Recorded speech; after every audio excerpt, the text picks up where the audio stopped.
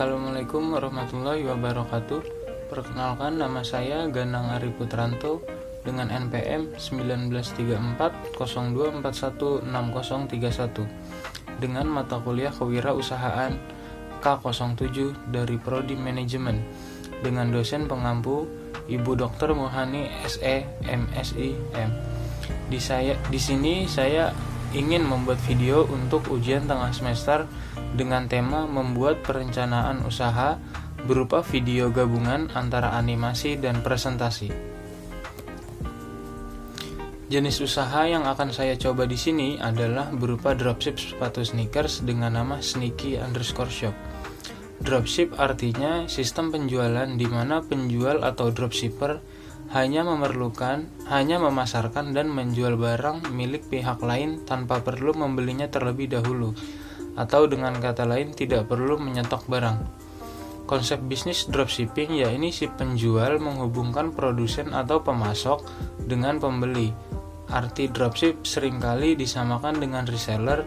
Perbedaannya dalam skema dropship, barang bisa dikirim langsung dari pemasoknya ke pembeli, sehingga penjual tak perlu menyediakan tempat dan repot menyimpan maupun melakukan pengemasan barang untuk dikirim ke pembelinya. Perbedaan lainnya, reseller biasanya harus mengeluarkan modal untuk membeli stok barang dari pemasok untuk kemudian dijual kembali. Dalam skema kerjasama dropshipper tak harus mengeluarkan modal karena semua sudah diurus oleh pemasok. Lalu alasan memilih jenis usaha. Saya akan mencoba berwirausaha dengan sistem dropship dengan fokus pada sepatu sneakers lokal maupun brand luar negeri dengan kualitas original. Dropship atau menjadi dropshipper adalah cara paling mudah dan murah untuk memulai suatu usaha. Modal yang minim dan risiko yang tidak terlalu besar bisa dibilang cocok untuk pemula dalam memulai usaha. Hal yang harus dipersiapkan dalam menjadi dropshipper sneakers yang utama adalah dapat membedakan antara sepatu original dengan sepatu yang palsu atau biasa disebut KW. Lalu mencari supplier terpercaya yang menjual barang sesuai apa yang kita pasarkan.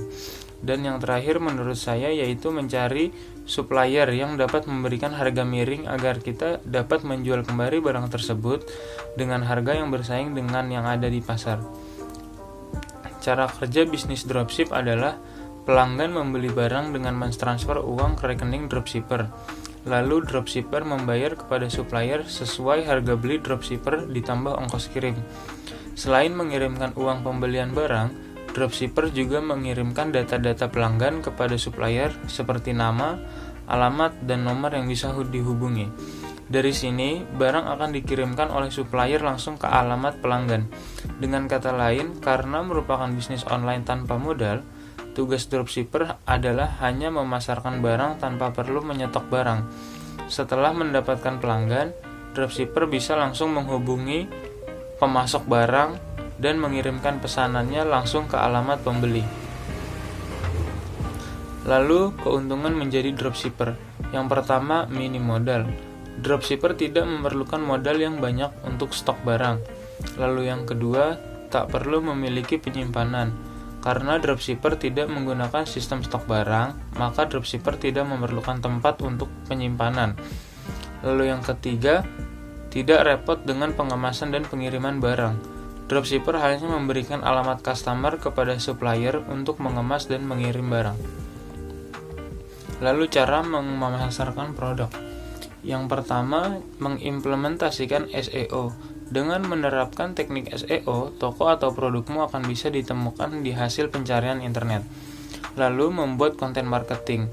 Konten marketing selalu seiring dengan SEO, di mana kamu perlu mengoptimalkan situs dengan menggunakan kata kunci.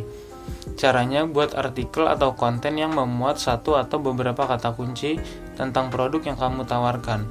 Menyelipkan kata kunci di dalam konten akan membuat lamanmu muncul di mesin pencarian ketika seseorang mencari produk serupa.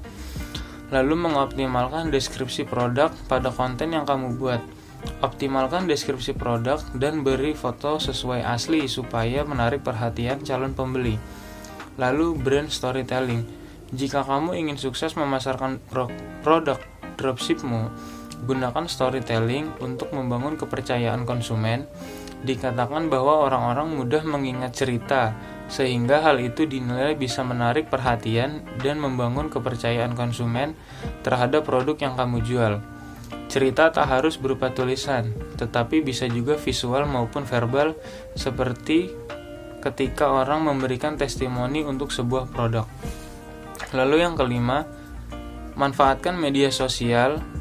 Strategi marketing berikutnya yang berguna bagi para dropshipper adalah memanfaatkan media sosial.